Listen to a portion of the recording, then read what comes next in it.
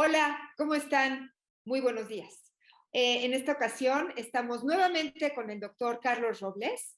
Lo tuvimos la vez pasada, ¿se acuerdan? Y nos hicieron muchísimas preguntas, porque el doctor Carlos Robles es un oncólogo, es cirujano, él es egresado de la Universidad La Salle, hizo la especialidad en el Instituto Nacional de Cancerología, pertenece al board del Hospital ABC.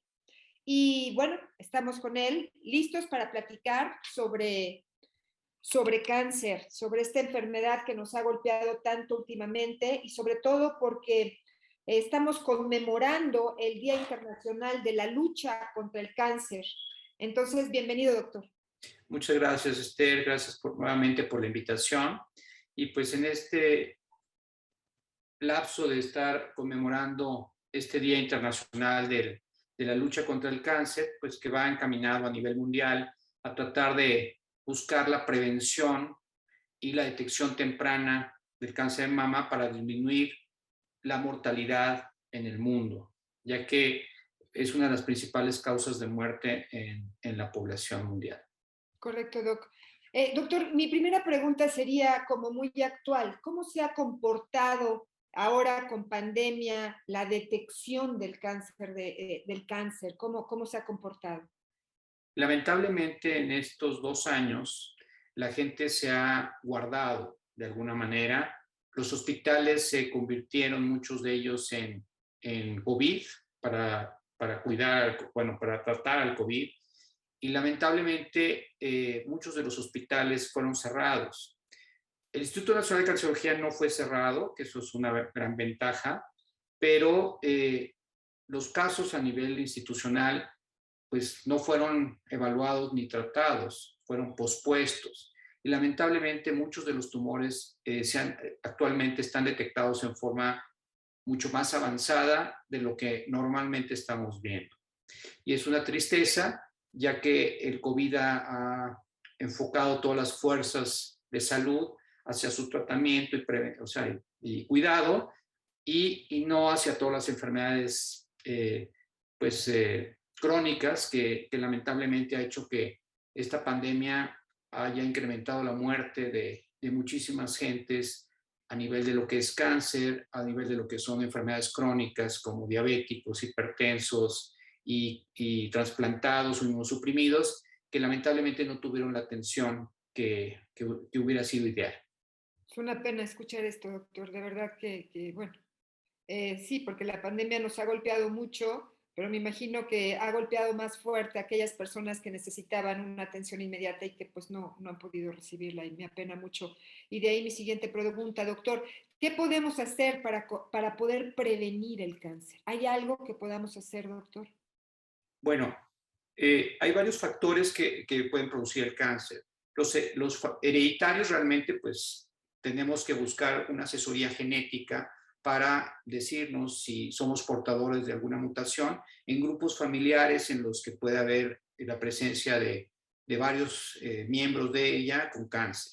Y esto, pues, asesorarnos con su médico, calcular el riesgo que existe. Y hay estudios que pueden hacerse de mutaciones genéticas hereditarias, lo que nos puede hacer una detección pronta de quién es el familiar o la persona con riesgo y poder actuar en su conjunto. Y en cuanto a la prevención del cáncer, pues realmente pues hay las recomendaciones habituales. La principal es no fumar. El tabaco es el causante de uno de cada 3 cánceres que se presentan en el mundo. Nada más. 1 de cada 3. Okay. Bueno, el no fumar, el tomar alcohol con moderación, el tener una dieta saludable, lo más saludable posible, que incluya una dieta balanceada, que incluya verduras y frutas, ya que estos tienen antioxidantes y tienen una serie de vitaminas que nos van a ayudar a prevenir el cáncer. El sol, por ejemplo, también es otro de los factores. No tener un exceso de cantidad de sol durante el día. Se recomienda, por ejemplo, de 10 de la mañana a 4 de la tarde no hacer actividades al aire libre.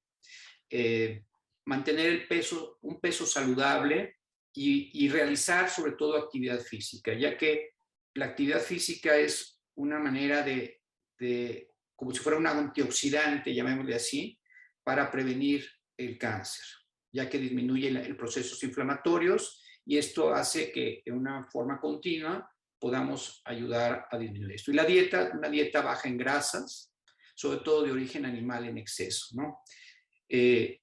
Otro serían las vacunas, por ejemplo, no las vacunas de COVID, sino las vacunas en forma profiláctica, sobre todo la vacuna de hepatitis B, ya que esta vacuna puede prevenirnos de cáncer de hígado. Las vacunas de VPH, del virus de papiloma humano, ya que nos puede a largo plazo prevenir del cáncer cervicuterino y algunos cánceres de cavidad oral. Así como evitar, por ejemplo, comportamientos riesgosos, como podría ser el tener relaciones sexuales sin protección, la drogadicción, el que utilicen pues agujas contaminadas de un paciente a otro, ya que la infección por hepatitis B o hepatitis C o el virus el virus de inmunodeficiencia adquirida, pues esto son factores de riesgo para desarrollar cáncer. Y obviamente la atención médica periódica, ya que esto nos va a facilitar el que se hagan pruebas de detección, chequeos del paciente y podemos detectar en forma temprana cualquier alteración que se pueda llegar a presentar en un paciente. ¿Cada cuándo? ¿Cada cuánto tenemos que ir al doctor? Pues una vez al año, más o menos. Más o menos. Ok, doctor. Voy a hacer algunas preguntas de lo que nos preguntaron, de lo que le preguntaron en nuestra entrevista pasada, que por cierto, si alguien no la vio, se las voy a dejar aquí para que la puedan consultar, ¿ok? La dejamos en comentarios. Doctor, le preguntan, ¿cómo podemos cuidarnos para disminuir el riesgo de desarrollo?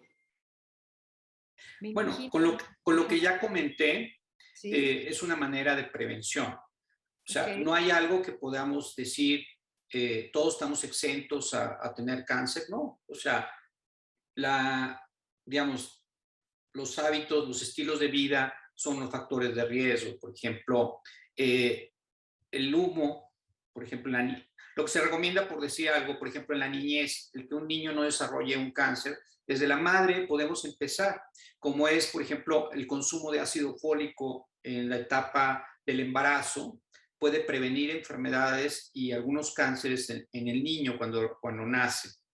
Más adelante, pues las vacunas, los niños, el que tenga una dieta saludable, lo más saludable posible, que no sea excesivo en carbohidratos, que no sea un niño obeso. Todas estas son formas preventivas. Obviamente que estos niños no estén en contacto con humos, por ejemplo, de leña. Lamentablemente todavía en nuestro país, pues hay muchos grupos que siguen utilizando la leña, pero la tienen dentro del hogar. Tratar de que la cocina esté fuera del hogar y que los niños no estén aspirando este humo de leña. Digamos, la polución o ciudades muy contaminadas como la que tenemos en la Ciudad de México, bueno, pues tratar de que los niños no estén aspirando todo el humo de los puestos ambulantes, etcétera, ¿no? Yo sé que a veces es muy difícil este tipo de comentarios, pero pues si los tienen que llevar porque ya no hay guarderías, porque lo que sea, pues esa es una situación difícil, ¿no? Creo, doctor, que la pregunta que nos estaba haciendo la señora que nos hace esta pregunta es que a lo mejor ella ya había tenido cáncer y no quiere que se le o sea, como volver a tener Una recurrencia. una recurrencia. Entonces, ¿qué puede hacer para evitar una recurrencia? Por ejemplo, tratar de mantener el peso ideal, Okay. tratar de disminuir su consumo de grasas y exceso de calorías, tratar de hacer ejercicio. Okay. Y pues evitar los hábitos nocivos como es el tabaco, drogas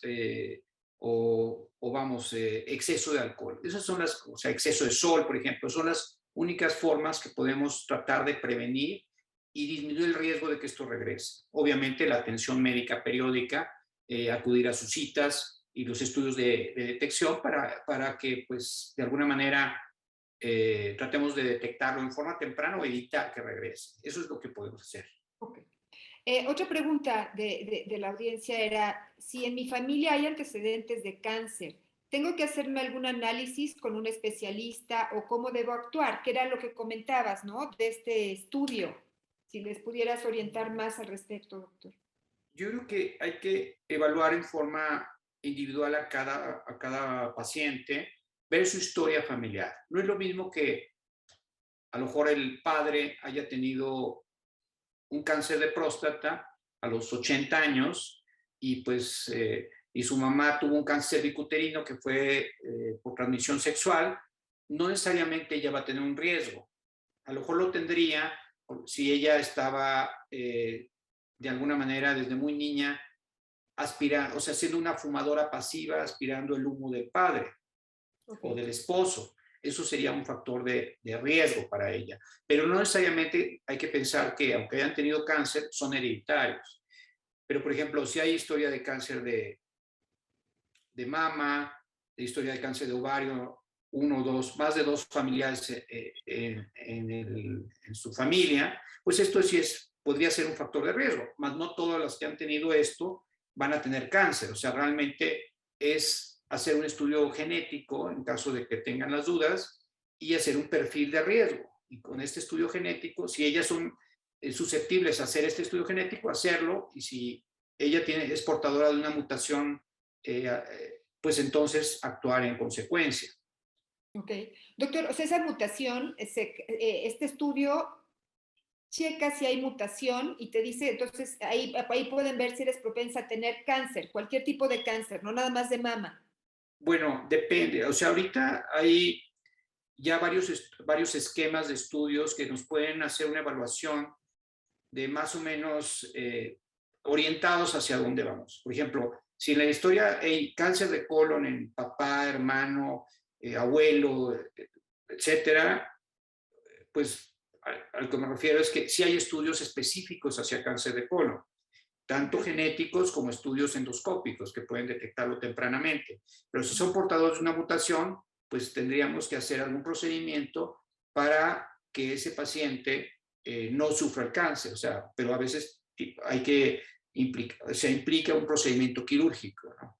Como quitar el colon, por ejemplo. Okay. Si es de mama, pues hay estudios genéticos que no solo es el BRCA1 o el gen del cáncer del BRCA1, BRCA2, sino ya hay una serie de genes que pueden ser deleterios y se asocian a cáncer de mama, ovario y a otros tipos de cánceres, como cáncer cerebral y otras mutaciones, pero ya las podemos detectar en un solo procedimiento. Ok. Doctor, una pregunta más que te hizo el auditorio la última entrevista. ¿Qué síntomas podrían decirme que algo no está bien conmigo y que debería de ir con un oncólogo? Bueno, primero podría ser el que un paciente empiece a bajar de peso sin una causa aparente. Okay. O sea, que ese paciente está haciendo su vida normal y de repente empieza a notar que empieza a bajar de peso, que empiece a salir alguna lesión negruzca en la piel y que empiece a cambiar de color, que empiece a crecer, por ejemplo, que sería una detección de una lesión maligna de la piel, que empecemos a tener hemorragias a nivel, por ejemplo, una mujer que empieza después de la menopausia, que empieza a tener sangrados transvaginales asintomáticos, pues hay que descartar que no tengamos un cáncer de endometrio o un cáncer uterino. Que empecemos sin causa aparente a tener un crecimiento del abdomen, que nos hable de posible líquido que se esté acumulando en él, o algo que empiece a crecer en el cuerpo, o sea, que empezamos con una bolita y empieza a crecer tanto en la mama como en cualquier parte del cuerpo y que no tenga una razón en especial de que esté creciendo. Por eso es importante la evaluación médica periódica. Okay. O que el paciente esté muy cansado sin una razón especial y a lo mejor está anémico y está perdiendo sangre crónicamente por una lesión a nivel del estómago o a nivel del colon. Entonces son los factores que podemos decir. O alguien que tose mucho. O sea, todo fumador, por ejemplo, debe de tomarse por lo menos una radiografía de tórax al año para poder detectar en forma temprana cualquier pues lesión que empiece a aparecer, un nodulito en el pulmón que empiece a crecer. y es la única manera de detectar el cáncer de pulmón en forma temprana. Oye, doctor, en un análisis de sangre, por ejemplo, ¿no hay nada que te puedas medir? ¿Algún, no sé, algo que te aparezca ahí que sea señal de que tienes cáncer? Pues básicamente el único estudio hasta el momento que puede detectar que hay algo es el antígeno prostático específico, que si se empieza a elevar después de los 50 años paulatinamente, nos puede avisar antes de que se desarrolle un cáncer de que algo está sucediendo. Pero no hay otro estudio que podamos decir así, patognomónico de que con esa alteración vamos a encontrar algo. No, el único estudio es el embarazo, que se hace la prueba de embarazo y entonces sí, o está embarazada o no está embarazada, pero no hay ningún otro estudio hasta el momento. Ojalá pronto podamos hacer alguna, ya empieza a haber algunos estudios que son biopsias líquidas de tumores, pero son todavía un poquito inespecíficas y todavía no están autorizadas como para poder hacer la detección en forma temprana. Los PETs y esto que hacen, pues lo único que estamos haciendo es a veces radiándonos en exceso. O sea, cuando es de detección porque quiero hacer un estudio para ver si no tengo nada, ¿no? Pero bueno, ultrasonido, las radiografías de tórax y los check-ups que se hacen, pues vamos, anualmente o cada 2 años las personas, pues la verdad es que son la manera de poder detectar en forma temprana cualquier alteración. Obviamente, el Papá Nicolau y la mastografía en toda mujer, primero el Papá Nicolau en toda mujer que empieza su vida sexual, una vez al año, cada 3 años, dependiendo de las características, si va acompañado de colposcopía o no, y la mastografía en la mujer arriba de los 40 años. Ok, muy bien, doctor. No, bueno, pues una maravilla hablar contigo igual que siempre. Y bueno, esta fue nuestra forma de conmemorar este gran día de la lucha contra el cáncer con el doctor Carlos Robles. Y por favor, todas sus preguntas, mándenoslas, que él las va a contestar. Tendremos una nueva entrevista y una nueva plática con el doctor que me encanta que esté con nosotros. Doctor, muchísimas gracias. Esther, muchas gracias por la invitación y a tus órdenes. Seguiremos invitándote siempre, doctor. Eres nuestro consentido. Gracias. Gracias, Hasta Esther. luego. Que estés muy bien. Hola, ¿qué tal, amigos? Muchísimas gracias por acompañarme en esta aventura de salud que estamos viviendo. Y bueno, los invito a seguirme en mi canal de YouTube, en Salud en Cápsulas con Esther. Y acuérdense de darle clic a la campanita para que les avise cuando publiquemos algo nuevo y puedan estar escuchando y viendo pláticas que creo que son muy interesantes con especialistas que están totalmente a la vanguardia. Y bueno, como siempre, con el tema de salud que me apasiona, me encanta y creo que pues, es bueno para todos saber mucho de salud, sobre todo en esta época. Muchas gracias por acompañarme.